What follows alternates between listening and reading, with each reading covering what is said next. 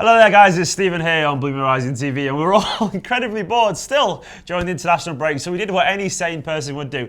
Bought Football Manager, fired it up and decided to simulate 3 seasons of Pep Guardiola goodness and work out what the team will be in 3 years from now, because what better way to simulate that? Oh, Alex is here as well. Hi Alex. Better way to simulate that than use Football Manager, which we all use. Football teams use it as well to scout young players, and Alex lives by it, don't you? I wouldn't go far and live by it, but Yes, it does. Yeah, I do live by it. I love the game. I'm a massive fan. Always got to save every season. Career highlights? Getting Hibernian to the Champions League final, Torquay United up to the Premier League. We've all got those stories. Most importantly, have you completed it? I've completed it, definitely, mate. Completed it. Basically, we've simulated 3 seasons here, and we've looked at what I've got on the card here. You can't see it yet, but you will soon.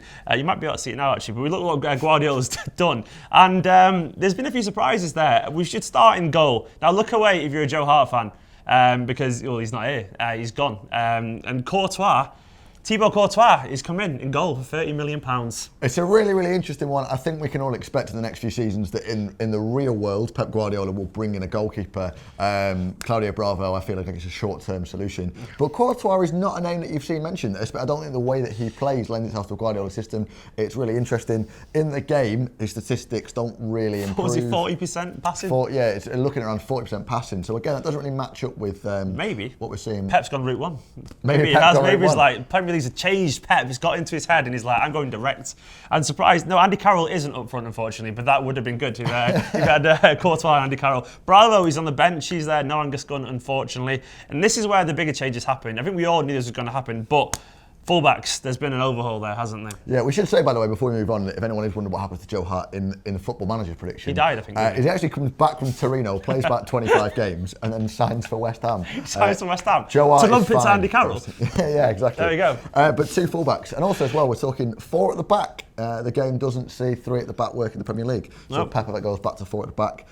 Rodriguez at left back and Serge Aurier at right back. I mean, I didn't think that Serge Aurier and Pep Guardiola would necessarily get on, but apparently they do. Well, I think Rodriguez is one that a lot of people in the real world, a lot of real world pundits are saying that Rodriguez is someone that Pep's looking at. And I think even back to the Pellegrini days, we saw Rodriguez. So I can see that one happening. Snip as well, 18 million. For 18 million as well. I think maybe we might get rinsed a little bit more than that in the real world, but there's talk about release clauses and all these sorts of things.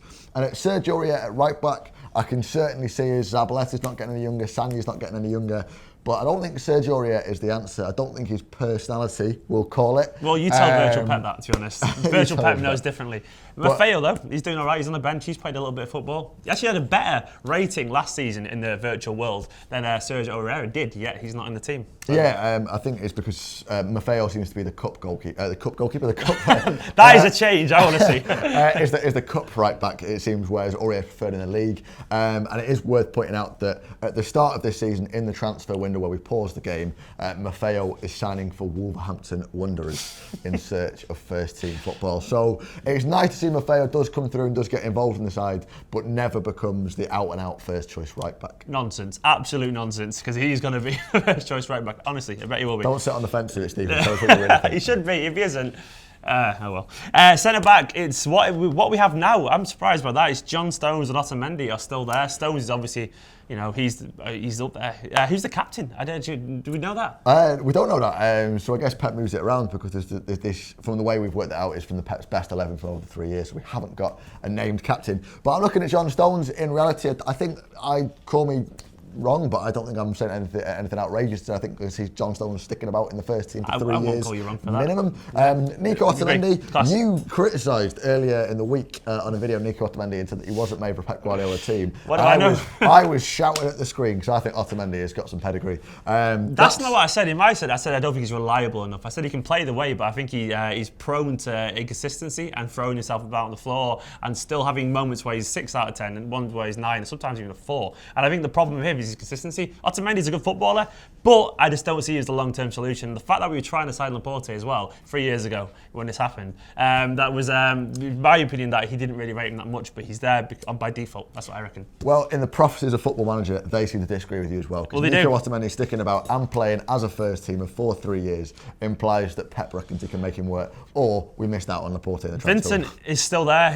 Maybe we did miss out on him. Vincent is still there. He's on the bench, so nothing's changed much really there. at the moment. Into midfield, this is where it gets interesting. The big signing, Ruben Neves initially, but the biggest one is Verratti. 84 million from Paris Saint-Germain. He's a player, isn't he? 84 million, and Neves is 51 million, and they come in the same window. Now, this is one that I don't think we can see coming, because you're looking at, I certainly look at our central midfield probably as the strongest area of depth on the pitch, and yet in one window, Pep guts the team. 84 million for Verratti, so just a few short of, I would love that to happen, genuinely. Pogba, and Neves at 51 million, who a player, certainly in 2016 at the time of talking, I don't think Neves is one that people are saying he's going to be a star Premier League player. I've seen a lot about him in general. He's obviously very highlighted in football in general because he's part of a very good Portuguese youth team, and I saw his name mentioned loads during like the various under-19s World Cups and all that kind of stuff. And Ruben Neves is really highly rated, so it's no surprise that Football Manager rate him that highly in the future as well. £51 million, very like Joe Martinho kind of player, you know, a ball player, very creative, very Pep really. And Verratti is just a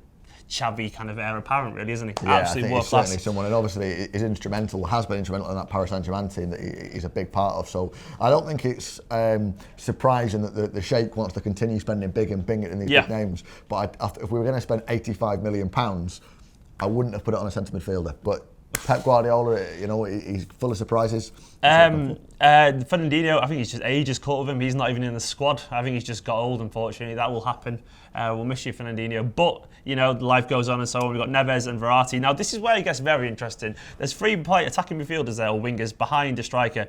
And the striker isn't Aguero. Apparently, the striker is Dybala and the midfielder is Aguero, which is very strange for me, but... Yeah, £66 million from Juventus, which is his current club. Now, Dybala is someone who I think his name sort of comes up. I'm going to be honest, it's 2016. I don't really know too much about Dybala as a player. Yeah. I've only seen, you know, the highlight reels people share around Twitter and stuff, and him scoring this screamer and that screamer. But his actual gameplay, I'm on the fence. But within the game, the season before he signed to Manchester City in 2016-2017, he puts in a performance, he's scoring a goal a game and an assist a game, and he's basically just a machine, takes over Europe. And City have put the money down and won the race to sign him. The reinvention of Sergio Aguero as some kind of a centre attacking midfielder thing. I wonder if in the future, and bearing in mind Pep could have got through to him in terms of his technique and his ability and passing and all that kind of stuff, could we see a Sergio in the future when his legs go a little bit, drop a little bit deeper, in the way Messi's a little bit deeper than he was a few years back? Yeah, I think we're starting to see with Aguero a change in role, and more, especially in the home games, we're seeing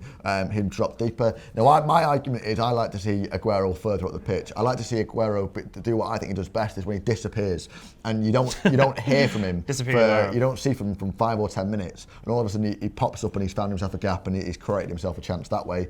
That's what he did against West Brom away so well, and why he was so instrumental. I thought in the Barcelona home game he had a similar role then, and he was so good then. Didn't get on the score sheet, but he was still amazing.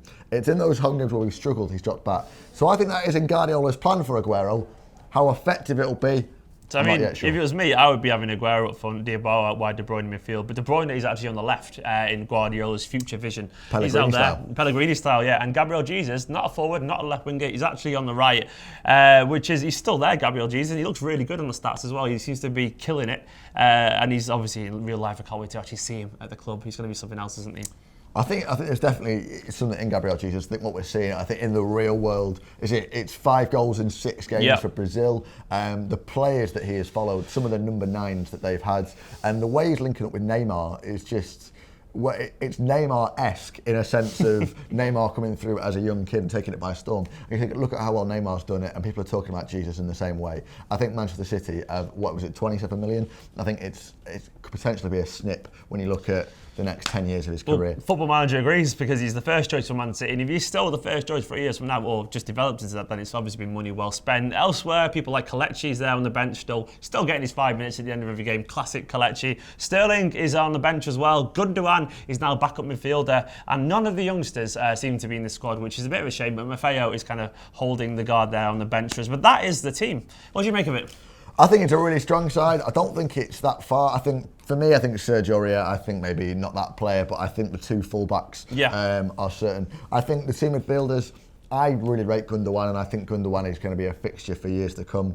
And I would be amazed to see him sitting on our bench. Yeah, same. I think one of the big boys in Europe. I think a Dortmund or a Munich would come in for him anyway. You never know, though. It's a strong side. I'm disappointed not to see Maffeo getting more of a role. I'm disappointed not to see Patrick Roberts getting a Where's role. Brahim Diaz, Sancho? Yeah, in the under-23s. Maybe it's just bubbling under. Maybe they're ready for the season after. Maybe we ended the simulation 1 year early. And he could last for 4 years too, couldn't he? He could surprise us all, Guardiola, and actually have another year. But that is the team. Football Manager as well is available, obviously, in all good stores now on the high street and so on. Go and get it and do your own copy of it. Do your own version of the 3 years. And let us know what Pep's got a team 3 years from now. What team would you have 3 years from now? It's impossible science, but I reckon someone's probably going to get it right somewhere. Anyway, Blues, this is the video. If you want to see more Football Manager stuff, if you want to see more Alex, I do, and me, and everything else, and every blah, blah, blah. I'm talking nonsense now. Drop a like on the video, subscribe, and we'll see you soon. Hello there, guys. I'll scratch him, please.